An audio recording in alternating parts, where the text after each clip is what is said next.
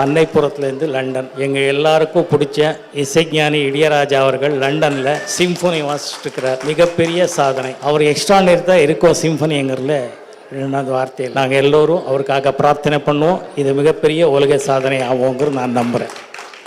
March 8ஆம் தேதி மட்டும் உலக மகளிர் தினங்கிறதுல எனக்கு உடன்பாடு இல்லை. ஏன்னா வருஷத்தில் 365 நாளும் அவங்களோட நாட்கள். மகளிரோட அன்பு பாசமும் வாழ்த்துக்கள் இருந்தால் மட்டும்தான் நடக்கும். ஒரு சகோதரியாகவோ இல்லை காதலியாகவோ பொண்டாட்டியாகவோ அம்மாவாகவோ இவங்களோட பிளஸ்ஸிங்கு இவங்களோட கைட்லைன்ஸ் இல்லைன்னா யாராலையும் ஜெயிக்க முடியாதுங்கிறத நம்புறவன் நான். இங்கே வந்து இத்தனை பேர் அவார்டு கொடுக்கும்போது தான் தெரியும் நாங்கள் எவ்வளோ சிறிய மனிதர்கள்னு சொல்கிறதுக்காக. நம்மளோட சாதனை எல்லாம் ஒன்றுமே இல்லை, இவங்க பண்ணியிருக்கிற சாதனை இல்லை. நம்மளால் முடிஞ்சது ஒரு சின்ன என்கரேஜ்மெண்ட் டோக்கன் தான் இது. Their extremely good hard working and dedicated people. இன்றைக்கி நம்ம அம்மாப்பேட்டி கருணாகரன் மற்ற டீம்களுக்கும் நன்றி சொல்ல கடமைப்பட்டிருக்கேன். ஏன்னா இவ்வளோ சிறப்பாக இந்த ப்ரோக்ராம் இங்கே நடத்தியிருக்கிறாங்க. இதில் இன்னொரு 2 விசேஷம் என்னென்னா, இந்த ஆர்கெஸ்ட்ராவும் மகளிர் தின கொண்டாட்டத்துக்காக அந்த கிருத்திகான்னு ஒரு லேடிக்காகத்தான் அவங்களுக்கு தான் ஒப்படைச்சிருக்கிறது. எனக்கு ரொம்ப பெருமை. இந்த ஹோட்டல் இப்படி அலங்காரம் பண்ணுறதுக்கும் லக்ஷ்மி என்கிற லேடி தான் பண்ணியிருக்காங்களா, அவங்களுக்கும் என்னோட வாழ்த்துக்கள். என்னுடைய ரசிகர்களுக்கு எப்பவுமே நன்றி தவிர வேற ஒன்றுமே சொல்ல தெரியல.